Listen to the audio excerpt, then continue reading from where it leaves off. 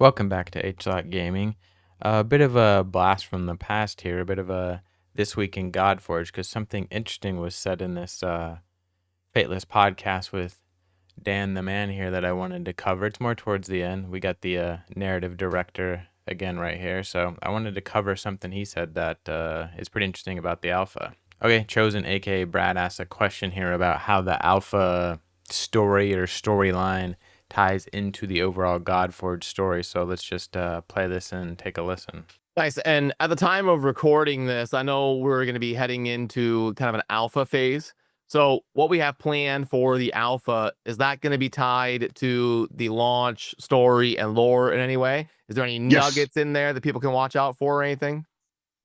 Yes. The alpha takes place before the player has entered into the world, if that makes sense, right? The alpha is part of the 100 years of history that has already happened by the time the player starts the game. So it's almost like a peak if you want to compare this to the Lord of the Rings, right? Um, before jumping into the third age, this might give you a little peek into the first age. Like, oh, we get to see a little bit of what happened in Middle Earth before all the stuff that happened in the Lord of the Rings movies. That's sort of the approach we're taking. You're like, well, they've been together for a while. They've been doing stuff for a while. What have they been doing? So that's what Alpha is going to take place in an earlier period of the game before the actual launch of the game. Okay, so that was interesting that I don't think we really knew before that the alpha is going to take place, in the 100 years or so, or 100 years before we as the player enter the game. And he does call it the shattering earlier in the podcast. And we do know that that Aetherwell gets shattered, so maybe that's why, or maybe it kind of mirrors that physical action to what's taking place amongst the gods. And related to that, he says, up until a certain point, we're not really changing the character's mythology, right? So it's like, I think he uses the example of hell. It's like we have the typical mythology of hell, what we would expect. Then something happens where it seems like all these gods get brought together, and then that's kind of how their mythology is being changed once they're all brought together. People might be teaming up we didn't expect to team up, so it changes their expected personalities and things of that nature. So we'll kind of have to wait and see how that plays out. But I just thought that was interesting because that kind of gives us more of an insight on how they have the ability to kind of change who these characters are. It's not really that they're changing it, it's more that they're adding to it to make them more complex beings, I would say. But yeah, little blast from the past there, covering the podcast stuff. So let's get to Tuesday's video now. All right, attempt number 2 to break down the different classes for Godforge that Simon's going over in this video. I was covering the stats, and some things just weren't making sense. It was like Baba Yaga and or Defenders were just by far the greatest class. I was like, I'm going to build all Defenders if this is how their stats are. So I'll show you the kind of thing I missed, and maybe you did too if you were looking at the stats. All right, so we see here these stats. I'll go over these for the other classes real quick. He does start with Defenders. But you see the key thing here that I missed was this character is 20 out of 60. So when I'm looking at the HP and attack, they were just, far above the other ones I was looking at that were all level 1. So I was like, man, Defenders are great. But I quickly figured out after I went through a couple that something was up. It took me a minute to catch that. So I found Heimdall in another video, and we'll use his base stats as a comparison for sort of how these characters start off at level 1. And all stats are going to be from Legendary, so you have to assume some scaled down stats for epics, rares, and then so on, But anyways, let's take a look at Baba Yaga's visuals real quick before we get to comparing stats. So here it is. It's not animated or anything yet. You can see that the cauldron down here does have the chicken feet, so that's pretty cool. He did say when it is fully animated, she will be inside the cauldron, so I think it's kind of weird. She has legs. Maybe those are just a placeholder so it doesn't look even weirder for us right now. And her weapon is, in fact, this skull. If you remember back to that desktop I was looking at a few videos ago where the skull was like shooting, I don't know, energy or magic as well as her out of her eyes. I was like, oh, I wonder if that's her weapon or she picked it up from the battlefield. And that one had multiple skulls. So I guess we'll wait to see if she has some type of skill where the skulls multiply. Maybe that's her ultimate.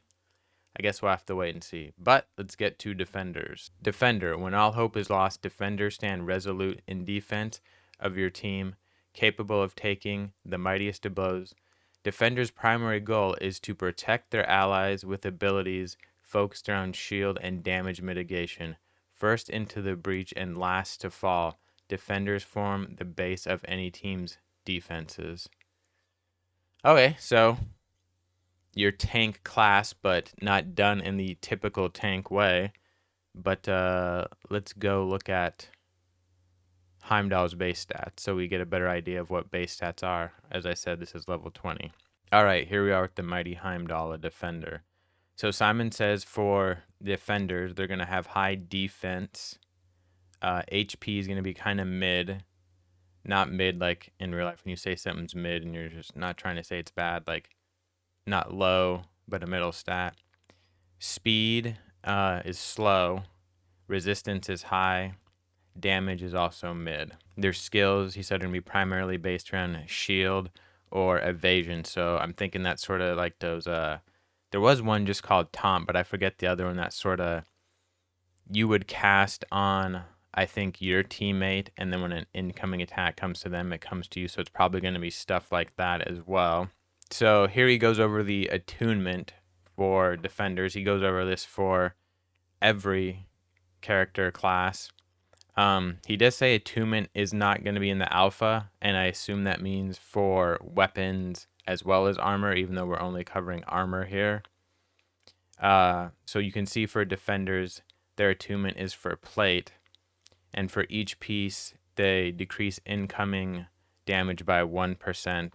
And just a quick look at Heimdall's stats here again to see what the base is. So about 2400 HP, attack 84, defense 153, speed 96, initiative 92, resistance 91, accuracy 37. He doesn't really talk about accuracy too much as far as which characters might have high accuracy, I think, other than one. So we don't necessarily get a good feel for what's mid, but he does tell us what's high. Initiative is also kind of hard to judge because what we're going to see in all of them is they're in the 90s. So it does seem like this is a pretty finely tuned system where even a small amount of initiative is going to increase what you get, but we'll have to wait and see once we test in alpha. But obviously, that's one of the things they want to test in alpha as well. See how they need to adjust it. Invoker. Invokers restore strength to your team and focus exclusively on empowering your allies in battle. Whilst Defender's goal is to reduce incoming damage, Invokers will focus on healing and enabling your team to increase their potency and power, and is critical in any assault. I did think it was kind of funny. This says whilst instead of while defenders. I wonder if they had any discussion on that, and the sort of Sham got outvoted as far as the founders of the company go. Two Englishmen versus an American. They would probably prefer whilst instead of while. That just kind of gave me a little chuckle. Okay, so invokers are offense/support. Their damage stat is based on attack, but it's going to be low, Simon says. High initiative, speed, and resistance. Attunement with cloth armor, 1% outgoing healing/turn meter boost multiplier per piece of gear. Okay, so let's look at the stats. So higher initiative, interesting. Like I said, Heimdall's was 92, and he didn't mention anything about initiative being high for defender, so 2-point difference could possibly be high. We do see a good amount of speed there, 102. as opposed to 96. The defense 130 as opposed to 153. So that gives us an idea of what high defense is. Attack of 87 versus 84. Hard to tell there because attack isn't a high stat for defenders according to what we know so far. Resistance, though, 65. That's a lot higher than what we saw. So resistance is supposed to be high as well for Invoker. So 65 compared to 91 we saw for Heimdall. So maybe the range of 60, mid 60s to 100 is considered high for a base starting stat. And again, we'll get to accuracy eventually. Again, this is going to seem low compared to what we see for the Disruptor class that we'll get to in a minute. Also, I know Simon looks kind of silly down in the corner sometimes. I'm trying not to do that. I'm trying to get the best screen right here, and sometimes I completely miss him making a funny face, so apologies to Simon for that. But anyways, Brawler. In the heat of battle, wounds are merely a minor annoyance to Brawler heroes, whose bloodlust and battle frenzy fuel their strength and resilience. They lack the raw damage output of Slayers and care little for their team's survival, but their resilience allows them to fight longer, often trading health for gains in power. So one of the things he does mention here too is like Brawlers, they're kind of envisioned as more solo characters, not that they can't fit into teams, but they're not really built around teams like, say, a Defender or an Invoker would be. So their primary stat is HP, high damage. He said, though, it could also be off of attack as well. But Simon did say that their damage will probably scale off of HP or attack. I don't know if that's going to be all of them or, case by case basis, but we'll see. Their attunement is chainmail, and they get a 0.5% all stat boost per piece. So I assume that's not just the base stats, that's whatever your stats are. So that attunement actually seems like possibly the best one so far. We'll get to the other ones, but I do think, spoiler alert, this sounds like the best. But again, we'll have to wait and see. Maybe it's not as powerful as I'm anticipating because Brawlers aren't really built around a team aspect. They can be slotted in because they're more solo type play. Okay, and if we compare the stats here, we'll see, like he said, high HP. Heimdall's was a little bit higher, but again, defenders are going to have at least mid-tier HP, and maybe Heimdall is just one that has better. But we are seeing, possibly above 2,000. We're getting an idea that that's probably high for health. Attack of 142. So what we've seen so far, that's actually the highest. That also makes sense if their damage is going to be based off of HP and attack. Defense is the lowest so far. So, if that's a mid stat for them, I don't know if it's mid or low. Defense of 122, lower than the Invoker that we saw. And we didn't necessarily hear that Invoker's defense was a primary stat, that it was going to be high. So we at least know 150 seems to be high. Speed, again, about on par with what we're seeing for defenders. So slower characters as compared to Invokers. He didn't say that, but, seeing their base speed versus Heimdall's, the Defender, pretty similar. Initiative, also in the 90s. So, again, not necessarily a great way to determine what's high and what's low, but like I said, could be a very fine-tuned system there where 1 point makes a huge amount of difference. Resistance of 83, lower than the Defenders, which we know is going to be high, and then actually lower than the Invokers, which is also supposed to be high, but maybe that's just low for Quetzalcoatl. Okay, kind of getting an idea there of what stats are looking like. And an accuracy of 44, which again seems to be either low or middle. Disruptor, manipulation of the balance of power in battle is the principal role of the Disruptors. They focus on applying powerful disables and debuffs on your foes whilst manipulating turn order, and divinity powers. When pure power fails, the Disruptor will be lurking in the shadows to control the battle in their favor. And just a quick note, if you did miss my other video where I did the disables and the debuffs and the buffs, I think the reason they separated disables and debuffs, even though they're very similar, I think, in what they do, they're both negative effects. I think the reason they separated them the way they did is because there's going to be armor sets that give you some kind of boost to buffs, debuffs, and then one for disables. So they kind of wanted to separate out some skills, I think, so they could do stuff like that. Okay, so the primary damage stat for disruptors is attack, but they're going to be low damage, high speed, and initiative. So let's take a look at that real quick. So speed of 101. So that's very close to Invokers, which we also knew were going to have high speed.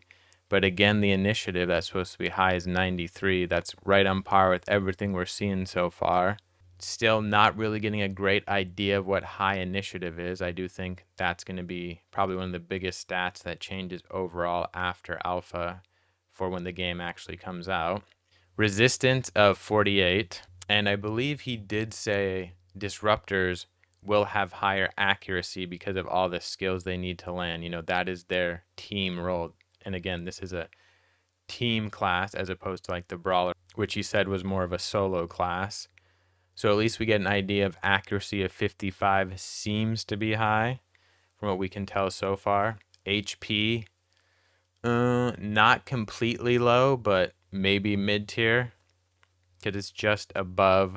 Actually, that is the lowest we've seen so far. So interesting. Okay, so but that kind of makes sense. Invokers are seeming like a caster class, so not a ton of durability and more control and disabled. So I guess that makes sense. Think of it in terms of a traditional role. And their attunement is going to be with Nightweave, and they'll ignore 1% of resistance per piece.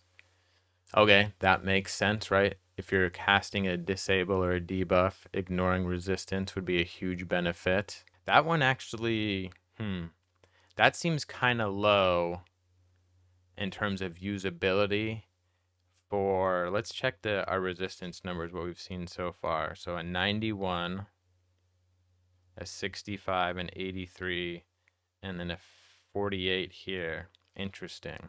Yeah, because 1% on 91 isn't very much. But I do know they're going to scale up. Obviously, if you compare it to what we saw with Baba Yaga, it goes way up.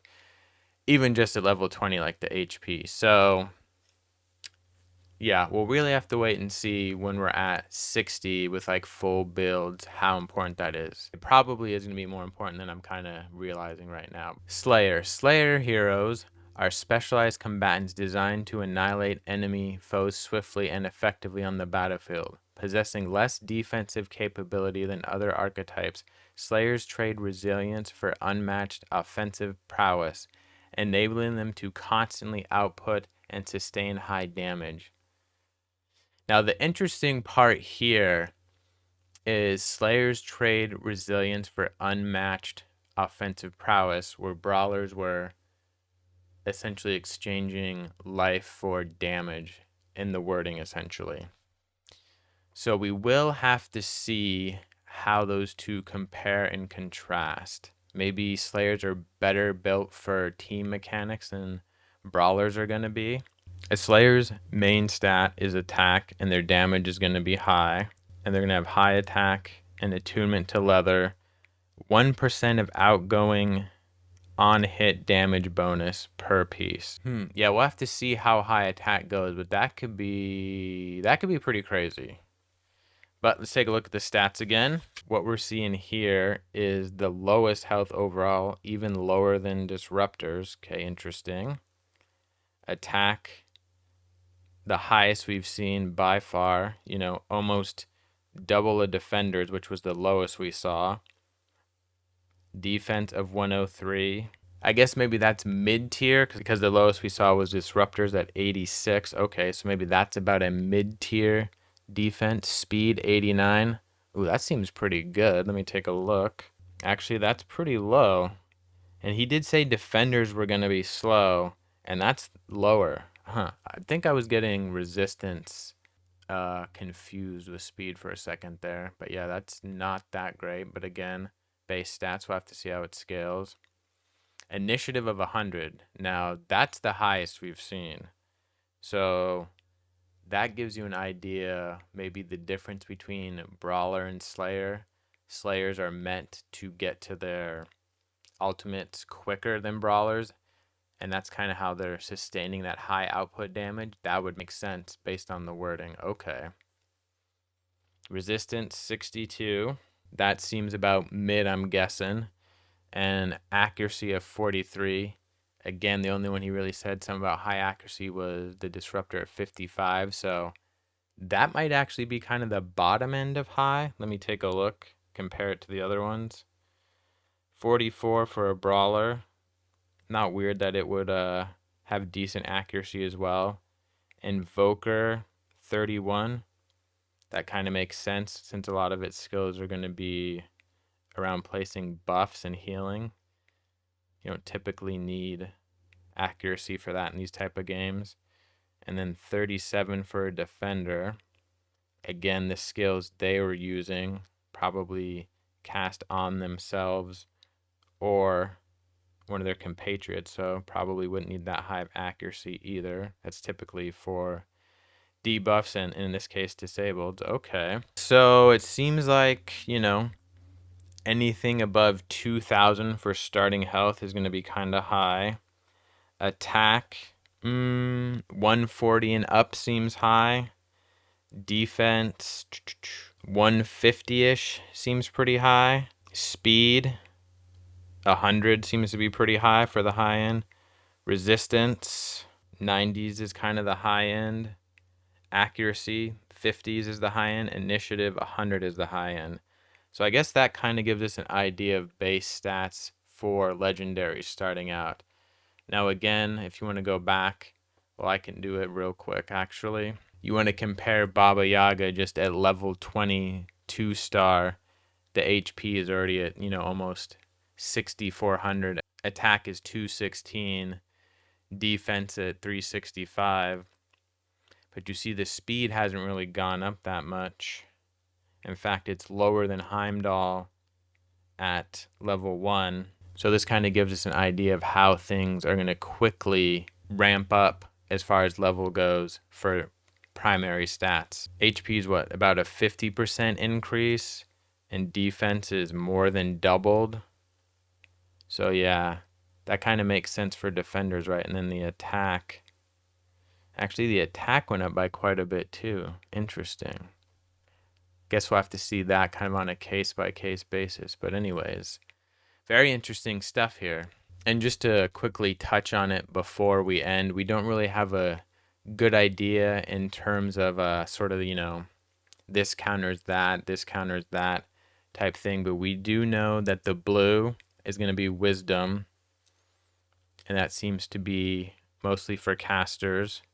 And again, it's not like casters are all going to be disruptors or invokers. Like here we got Ra, who's a slayer, and then he has wisdom, and he's a caster. Okay, and then we got strength here. That's what that red sort of mask thing is right there. And then as you see for Baba Yaga, we got this green snake. That's cunning. Okay, and then we see this hourglass here, which is eternal, which is the last kind of affinity.